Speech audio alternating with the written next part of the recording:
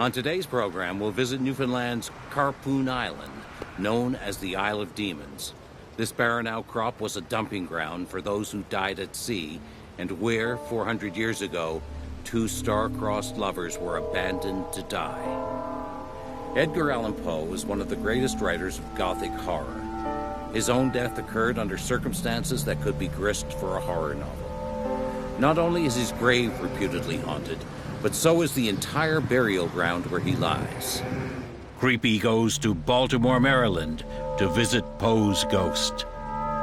We go on to West Virginia to meet the ghostly beauty who haunts the Silver Run Railroad. She's been terrifying engineers for over 100 years. This is the grave of Edgar Allan Poe, the brilliant author, poet, critic. Known for his macabre tales of death and mystery. But Edgar Allan Poe is not at rest. His ghost is standing watch over his grave. His ghost is also seen near his ancestral home. I live in the same neighborhood as the Poe house, so I pass by here all the time. A few times I noticed a man sitting at a writing desk in the third floor window. I thought it was quite odd that he was just sitting there in the middle of the night. I happened to talk to the tour guide at the Poe house, and he said that no one's here in the evening and it's locked up pretty tight, but I know what I saw.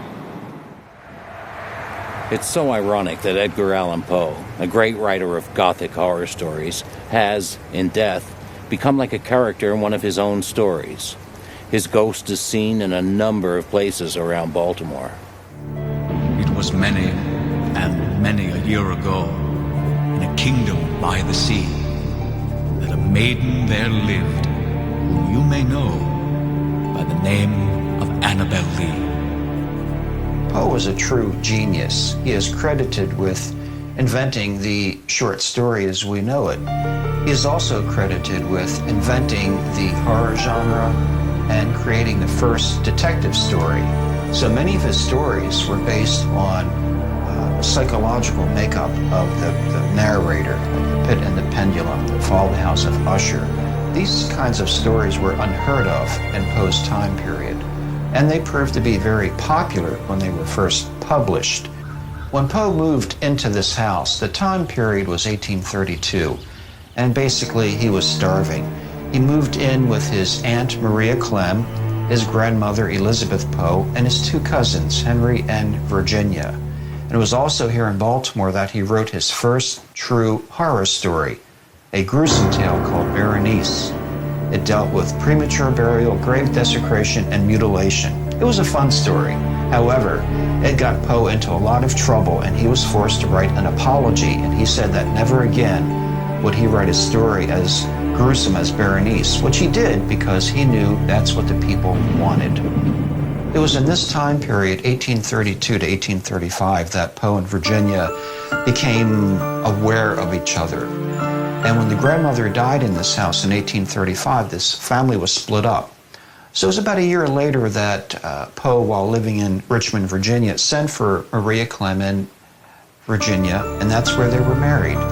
Unfortunately, Virginia was suffering from tuberculosis, and she died of that dreaded disease in 1847. And Poe, after her death, had a complete nervous breakdown. And he wrote the poem, as some scholars suggest, Annabel Lee, in her honor. This is the last portrait of Virginia that exists. Fittingly, given Poe's legacy, the portrait was painted from her corpse. Several ghosts are said to inhabit this building. Some seem to be specters from Poe's past, and one may even be Poe himself. I was in Maria Clem's bedroom, and just as I was about to leave, I saw this heavy-set woman dressed in old-fashioned clothing, and her eyes were just staring blankly. I asked her if she was okay. Are you okay? And when she turned to me, she just kind of vanished.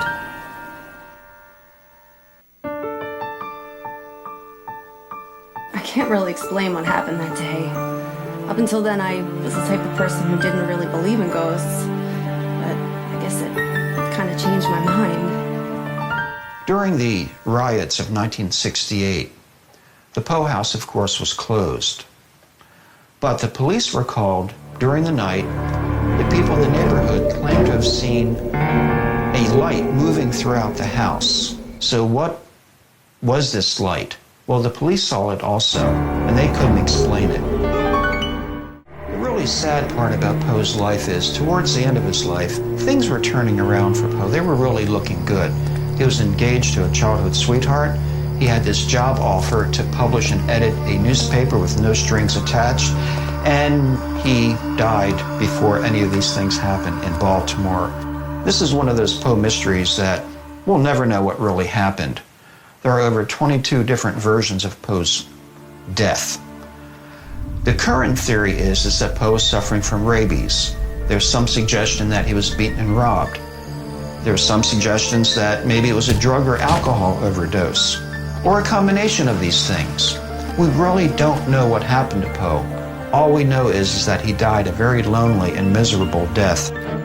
Poe was found in Fells Point, and when they found him, he was obviously in dire need of assistance. His clothing was missing. He was wearing someone else's clothing that didn't fit him. It was ripped, soiled, baggy. It's obvious that he was robbed of his clothing. And they took him to the nearest hospital, which was called the Washington Medical College, where he spent several days in delirium and died without explaining what had happened to him. Thus, we have all of these theories, and that's all they are theories. We can never prove at this point what actually happened to Poe. Poe was buried in an unmarked grave above the catacombs that were the hunting ground for the city's notorious grave robbers. For a man as obsessed with death as Poe was, the very thought of grave robbers would be cause to rest uneasy. Medicine in Edgar Allan Poe's time was still a new science. Dissection of the human body to study anatomy was thought to be ungodly, a desecration. Doctors wishing to understand how the body worked became conspirators in the gruesome practice of grave robbing. The Westminster Burial Ground was a popular place for the body snatchers to come. The Daviges Hall is directly behind us, and the school needed bodies for dissection. And this was a perfect location because there was like 3 cemeteries right by the school. And so they had people being buried all the time. So their body snatcher that they had, they would send into the cemeteries and steal the freshly buried bodies. And so if you were burying a family member, the likelihood of it staying in the ground was slim to none because they were looking for freshly buried bodies on a daily basis. This is a cemetery of the Westminster Church and Catacombs. Is haunted by a number of ghosts. Poe is one of the ghosts that is seen here. I myself seen several men and several women down there. So it's not uncommon to come here and to see a variety of different ghosts that haunt this cemetery. With so much anecdotal evidence of hauntings over the years, the catacombs of the Western Burial Grounds are a prime location for scientific investigation of paranormal activities. Well, we're standing here on General Swan's grave. As I've stood here before, the man has told me to get out and to get out now. He doesn't seem to like people around his grave, and he's very firm about it. And when he approaches you, you get this creepy feeling in your stomach. Your hair on the back of your neck stands up, and you get these chills. And he's really blunt about wanting you to get out. We don't really know much about the personal history of some of the people down here and why they might be restless. But oftentimes when you have disturbing activities going on like body snatching, and you have graves disturbed from their original places, even have a structure built over them, that causes a lot of paranormal activity. Robin, we're about to go into one of the creepiest parts of the catacombs. This is the room that I think has the most activity in it. Well, I can tell you that my camera just for a few seconds actually lost power, and this is a full set of batteries that I just put in here before we came. That's not an unusual phenomena in haunted places. Fresh batteries will suddenly go dead, tape recorders will quit working, cameras will quit working. What else are we getting? Are we getting any temperature changes? Actually, we've got about a 9-degree temperature change as we start to come in here, which is the coldest drop that we've actually had throughout the catacombs so far. I can certainly feel it. There's an immediate frigid air in this room. Yes, the energy levels in here are actually quite high. You can feel them, sense them. I mean, your whole body when you walk into here just gives you the creeps. Down here, Robin, we have an open coffin that's very old. I've often wondered if a restless spirit escaped that grave and has come up to haunt the rest of this room. In most cemeteries, you're not going to find a smashed old coffin, and an empty one at that. We've often speculated that it might be the remains left behind by one of those professional body snatchers in years past. Okay, we're going to want to go back where they had the temperature drops. They said they had some in the back corner. I think that's actually where there's the open crypt. The EMF that's on the left-hand side, the black one, is basically your run-of-the-mill EMF detector that's used by ghost hunters everywhere. EMF is electromagnetic field. And the correlation between paranormal activity and EMF, we believe that ghosts somehow manipulate EMF or create it. So if we detect disturbances in the EMF field in a room, we might have something. I just got a cold chill. So we just had one pass us. I'm getting the name Thomas. So we're getting a ghost with the name Thomas. Thomas, how long have you been dead? He's been dead a long time. We're picking up always long time. It's 1800s. We could have something happening here. Absolutely. Do we Definitely have a creepy... Do you have your recorder? feeling. Did you go get it? I might. Okay, can you turn it on and let's do a little question and answer and see if we might get something? We're going to ask a question, and simultaneously we're going to watch both EMF detectors, both the standard EMF and the tri-field, and we're going to see if we get any spikes in response to a question that we ask. And if we notate any spikes, then we're going to write down... Does this have time? Yep. We're going to write down the time that we have on the recorder. And hopefully when we play it back, we'll hear something at that segment of the recording. We're picking up another one right now. I feel like something creepier out here. I don't think I like this one. It's it's a negative. It's not, the other ones are friendly feeling. This one's kind of creepy. Let's see what we got on here. Let's play it back real quick. So if I ask what your name is, how about? Where are you Sounds like from? something there. I think there's a few spots on that recorder that we got something. So we would definitely have to analyze that further on a computer with headphones. I'm actually getting a little unnerved down here.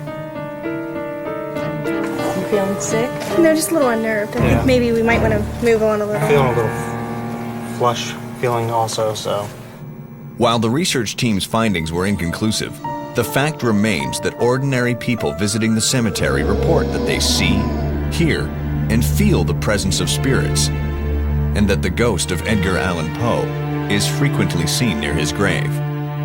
With a final resting place providing a proper tribute to this American literary giant, came a new tradition and another Baltimore mystery tied to his death. There's an interesting tribute that occurs at Poe's grave on his birthday, January 19th. Since 1949, this mysterious man appears at the Poe gravesite, dressed in black with a white scarf, wearing a black hat. And this person puts 3 red roses and a half-filled bottle of French cognac on the Poe grave. Now, some people say, oh, come on, it's a joke, publicity stunt. No one is doing this. So for a number of years, a group of us, volunteers, spend the night among the dead in the graveyard, hoping to witness this event, not necessarily trying to catch the person, but just being an eyewitness to this. And we've seen this person, dressed in black with the white scarf and black hat, placed a tribute on the Poe gravesite. In 1985, the person left a mysterious note, and it read, "Edgar, I haven't forgotten you." Now, this is the first time that we've ever received any kind of communication from this person, and actually it wasn't addressed to me or to anyone in particular. It was addressed to Edgar. What did he mean by that? We don't know, but obviously this this person had a personal note for Edgar, and maybe Edgar understood what it meant. It's ironic that this writer who wrote about premature burial, murder, torture, superstition, in his death has become a character in one of his stories. He was a visionary, a literary genius. Edgar Allan Poe lived a tumultuous life, struggling with debt and alcoholism. Was it alcoholism that ended his life at the young age of 40? Did he die of a broken heart from the death of his beloved Virginia? These mysteries are buried along with the great American writer in this Baltimore cemetery. Thy soul shall find itself alone mid dark thoughts of the grey tombstone. Not one of all the crowd to pry into thine hour of secrecy. Silver Run in Ritchie County, West Virginia. Looks like a ghost town today, but a century ago, it was a busy railway town. And believe it or not, a town with a ghost even then.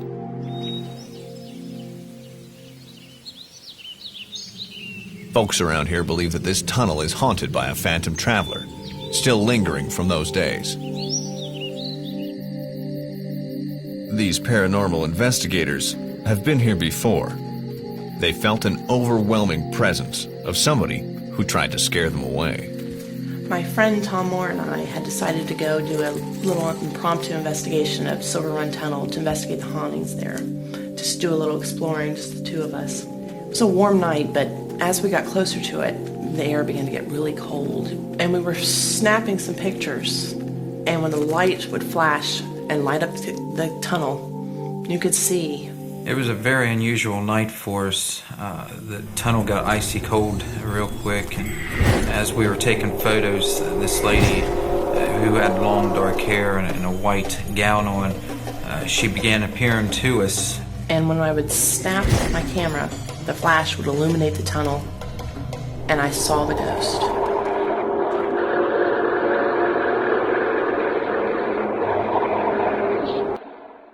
And she began screaming to us as if she didn't want us inside the tunnel.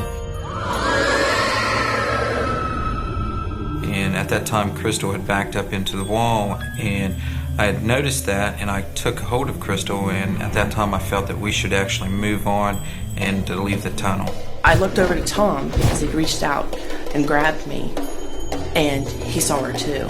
And that was amazing to know that, this was really happening. This was going on to someone besides just me, that what I was seeing was real. And it was terrifying. We decided we had to leave. We couldn't stay and investigate it, just the two of us. Right now, we'll have to go back with my investigative unit at some point in the future when I gather my courage a little bit. The weeds have taken over the once thriving town of Silver Run, and the rail corridor that shuttle trains between Grafton and Parkersburg has been turned into recreational trails. But long ago, something happened here that none of the old-timers around here will ever forget. They'd seen the ghost of a black-haired beauty, and they've been seeing her ever since. It was late in August, under a harvest moon. The engineer on B&O's night train was drinking coffee to stay alert. He had done the run 100 times before. Just as he rounded the bend into the Silver Run Tunnel, tunnel number 19, he saw a woman dead ahead, standing on the tracks.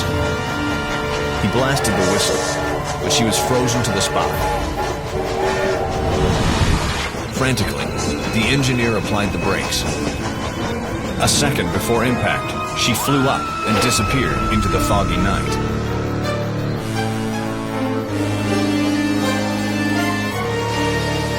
The engineer feared the worst. He imagined the horror of finding her body, ravaged by the train, her white skin spattered with blood.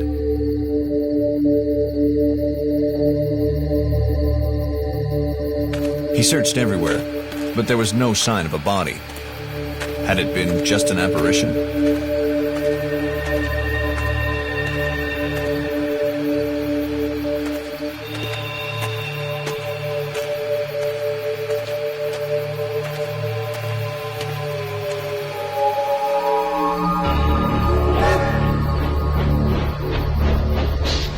When he pulled into the 6th Street station in Parkersburg, the engineer raced to report what happened.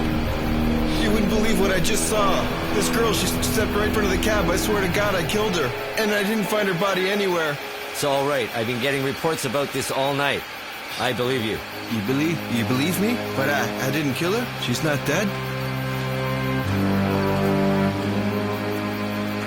My grandmother told me, as the story goes, there was a young woman riding the train into Parkersburg to meet her betrothed. The people of Parkersburg claim that this young woman, whose name is unknown, was riding the train to meet and marry her fiancé.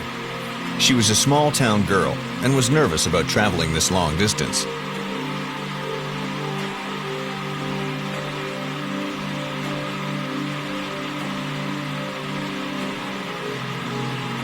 But she may have had another suitor, a very jealous one, who did not look kindly upon her intended marriage.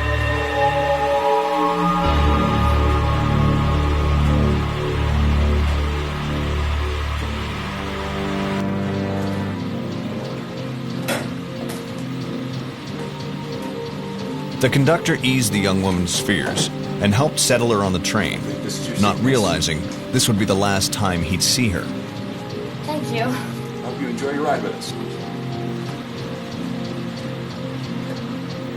The woman's proudest possession was a necklace, given to her by her betrothed. It would be crucial to discovering what happened to her. Now many say that young lady was murdered.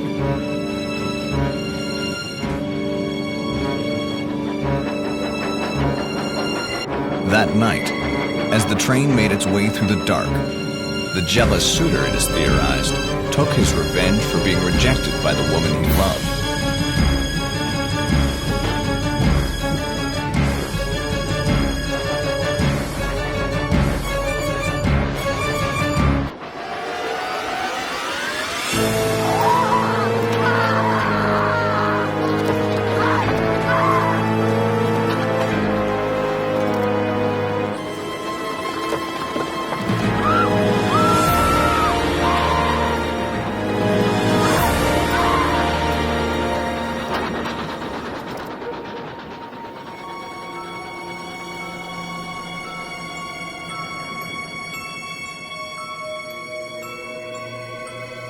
Later, when the conductor returned, he told the police there was no sign of the girl.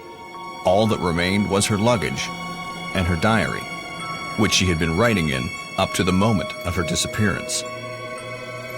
Others say she simply jumped off the train. For whatever reason, she vanished, and many believe her to be that ghost of Silver Run.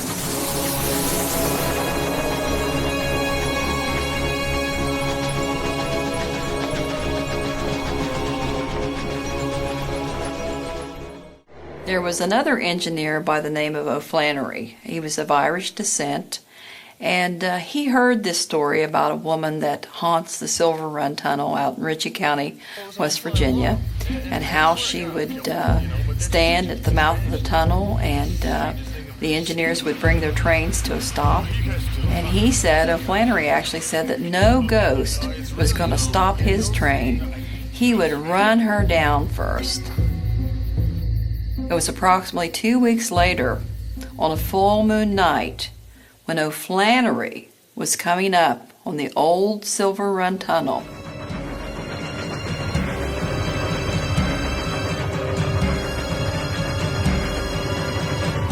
And of course, there she was, standing at the mouth of that tunnel, with the black hair, the white skin, the pale, pale dress.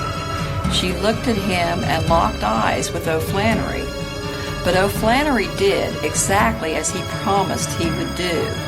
He put that train on full throttle, and he drove it toward that ghost of Silver Run. She looked at him and locked eyes with O'Flannery.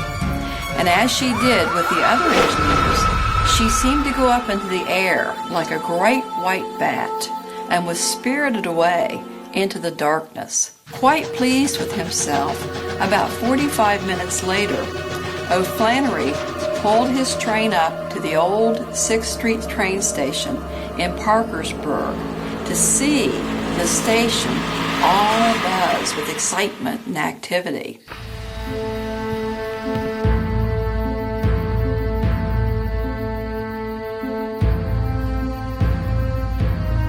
And he said, "What's going on? What's this activity? Why is everyone so excited?" They said, "Yeah, well, we know what happened, actually. You would not believe this. Telegram after telegram saying a woman was on your train." That's right. So the joke's on you now, Buster. As she was riding that platform through many of these old stations like Cairo, Goose Creek, Petroleum, there were train stations there, and they were telegraphing into Parkersburg, "There's a woman on the train! There's a woman on the train!" As Flannery pulls up that engine, that ghost of Silver Run promptly disappeared. Phantom travelers are a universal phenomenon. It's not unusual for spirits to actually haunt planes, trains, and automobiles. It isn't a good idea to challenge a ghost as O'Flannery did, the ghost of Silver Run. She made a mockery of him. Many years ago, my grandmother told me they were dismantling a part of the Silver Run Tunnel, and when they pulled out some of the bricks, they found the skeleton of a young woman walled up inside. How did they know that it was the skeleton of a young woman? She was wearing a long white bridal gown. After they gave a proper burial to the skeleton, they said that the ghost of Silver Run was not seen again. However, many people still report sightings of her at the Silver Run Tunnel and claim that she still haunts that area. Even though they were terrified their first time in the tunnel, the paranormal team decided to brave another visit. Immediately as we came into the Silver Run Tunnel, the first thing I saw actually visually, this was not an internal psychic impressions as most of mine are, was there was a white flutter, a pale white flutter. It was probably about 4 feet across. It didn't really look human. It had a misting kind of quality to it, but it did reflect light. And I do strongly feel Mary Burkhart's presence in this tunnel right now with us. What I'm trying to accomplish here is have a night shot camcorder, and I'm trying to catch anything of the paranormal that may be able to be picked up by it that we're unable to pick up with the naked eye. We're hoping to get some photographs of the ghost, either in the form of orbs, or preferably an ectoplasm mist or an apparition, which is always the goal because it's the most definite proof. When you get high readings in here in Silver Run and you sight an apparition or a spirit or a ghost, it may be Mary Burkhart. But I also get the feeling there are a lot of other spirits that haunt this particular tunnel as well. So it's a very active place. It's almost become like an energized portal for spirit activity. The other thing I picked up with going into Mary Burkhart's murder is a conductor. And I'm thinking, what is this? What is his place in this murder? The feeling I'm getting is a young relative of his was riding the train, and he abducted and raped and killed Mary. But the conductor plays into this. He was not totally innocent in this, and he knew and helped cover up this murder. I'm seeing a pale gray, like apparition, wearing like a hat and a gray uniform. Right over here, right? To the left of the wall. I heard something down this way. Down this way, right down here. Just a second ago. What is that? It sounded like it was right in this area. It sounded like something fell down this way, like someone walking and there was like someone fell down, but there's no one back there. We rushed down to look, and there's no one here, but it sounded just like someone fell down. It sounded like a body. Yeah. A body had been dumped out. It was over that way. Well, I'm picking up here more on the conductor. Right now in this section of the tunnel, more like the conductor. as she was talking about the conductor, it spiked up to a 5. Look how much the temperature's dropped since we've been here. The activity level is really picking up. We're getting a lot of energy. Start seeing your breath. It's probably dropped 25 degrees since we've been here. We haven't been here very long. Oh, it just dropped a little more. Definite cold spots. We're down to 58.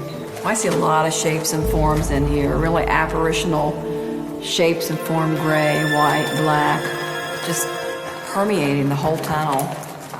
It's like we're being followed by a dozen people. I keep hearing footsteps coming up behind us. Road. And my camera just shut off. We're getting some more temperature drops. It's 55. 55. Yeah. What's that? 51, 50. The temperature just keeps dropping rapidly. Moving from 75 to 50 within 3 minutes. And that's not a normal temperature variance, even in the tunnel. Did you see that? There's a face. There's a face in the picture. It's a great picture. Yeah. Looks great. In this picture, it looks like there's a face peering out of the safety hole. I took it right up here. And these were safeties for the workers that were, as they were working in the tunnel or if someone was coming through the tunnel, so they could duck into there and not get hit by a train. I've been hearing footsteps coming up behind us. And there isn't anything down there. Like someone's walking back there. We had just gotten here, James and I, and we were walking from one entrance to the other, and we had seen some shadow people moving through about the tunnel. One particular incident happened just right over here, where a person was standing about 4 feet away from the wall, and then they just stepped over close to the wall. We walked down there, and there was nobody around. Tonight, we got a lot of positive experiences in this tunnel. We have a lot of EVPs. We have video, we got some great pictures, some fabulous temperature drops. We heard a lot of things we can't explain, and I think this was a very, very successful ghost hunt. Does the ghost of Silver Run still haunt the tunnel? There are many who swear that she does.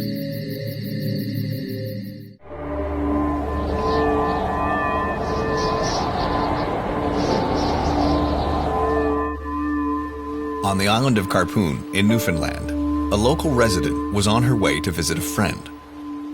As she walked along the path by the shore, she felt a strange presence, as if someone was watching her. Then, from the corner of her eye, the woman saw something on a nearby hill. A man was standing there, watching her. He looked to be in his mid-20s and was wearing an old-fashioned sailor suit. He just stood there and watched her, but then he disappeared. He looked so lonely, the woman thought he might jump. But he walked away and disappeared into thin air. The woman was so shaken, she turned back home. The island of Carpoon at the very northern tip of Newfoundland is one of the most remote locations Creepy has ever visited. It's a place where people from around the world come to escape the hustle and bustle of their crowded cities and their hectic lifestyles. For many, the isolation and solitude is blissful. But the history of this beautiful place tells another tale. One filled with stories of lost souls and loneliness. The most popular and the most forlorn of all is the legend of Marguerite de Roberval and the Isle of Demons. Watch this. In the spring of 1542, under the direction of the King of France, a wealthy captain, Jean-François de la Roque de Roberval, set sail to colonize and spread the word of Christianity in North America. A man of stern and relentless disposition, he came to the new land to stake his claim and spread the word of God. His niece, Marguerite, was a courageous and strong woman, looking for a change from the luxury of the French courts. She pleaded with her uncle to be allowed to join them. He agreed to take her along. Marguerite and her servant nurse joined her uncle and his crew. On the long journey over the Atlantic Ocean, The adventurous Marguerite fell in love with one of the rogue sailors. Marguerite knew her uncle would be angry. She had fallen for a man of poor breeding, and the young lovers attempted to keep their affair hidden, but they were discovered.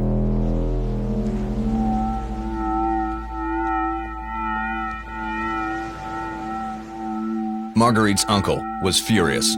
Marguerite had disgraced the family name and made a fool of him by carrying on the affair under his watch. When the captain ordered the sailor to be executed by hanging, the Cavalier pledged his eternal love for Marguerite by giving her his sole earthly possession, a beautiful ring. To make matters worse, Marguerite was pregnant. The uncle was further incensed when his niece pleaded for the man's life, declaring her love for the sailor over her family. So he decided to spare the lover his life, and instead banished both the lover and Marguerite to a desolate island. It was a remote place where many were left to die among the hideous creatures that were believed to inhabit the island. It was a place known as the Island of Demons. Today the island is known as Carpoon, but sailors referred to her as the Isle of Demons. Sailors believed that souls unworthy of entering heaven were doomed to wander this spot halfway between heaven and hell. As the small boat approached the desolate-looking island, there was no sign of human life. But there were mysterious shapes moving about in the shadows near the shore, believed to be the fiendish imps and angry spirits. The banished trio was given some supplies, a gun and ammunition, and left behind to fend for themselves. While they watched from shore, the ship sailed away. It was the last sign of civilization in their lives. They built a shelter and survived off the land. Each day they looked to the sea and waited for a ship which never came. But they persisted, and Marguerite had her child. Strong winds would batter their hut. The nights were long, cold, and terrifying. Strange-sounding gales were relentless, like spirit voices calling. These were not the noises of humans or even wild animals. The sounds were of another world, night after night, threatening Marguerite and her family.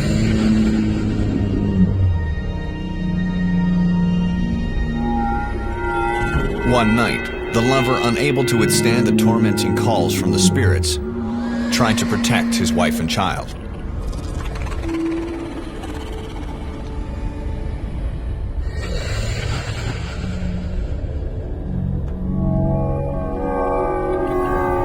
He ran from their hut, but couldn't see what made the sounds.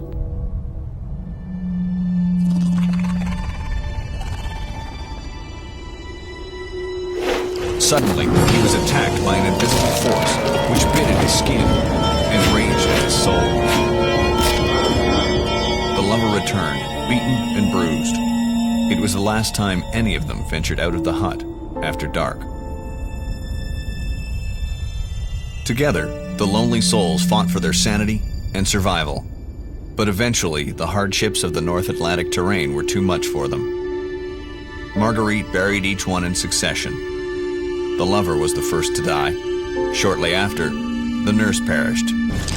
Nearly insane from anger and loneliness, Marguerite confronted her demons. She needed to find her freedom. She needed to find a way off the island. Marguerite lit fires, but that only terrified passing sailors more. For seeing the smoke rising from the shore, they thought that it was the smoke rising from the Isle of Demons, the smoke rising from the flames of an eternal hell. Eventually, word of Marguerite's predicament reached France, and a ship was sent to retrieve her. Marguerite was saved. Her uncle, however, suffered a very different fate. He was a hard master, and eventually his own ship's mates mutinied and rebelled against his rule. He found himself marooned, stranded on the Isle of Demons, the same island that had been home to Marguerite. In the mid-1800s, some young children were playing on the beach when one of them found a mysterious object. A ring.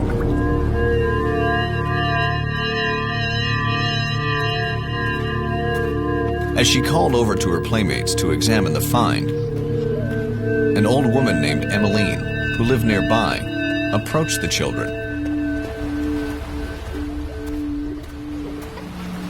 She asked the children what they were looking at. As soon as they showed her the ring, she felt strangely drawn to it, needing to possess it. She offered the children some sweet biscuits in exchange for the ring.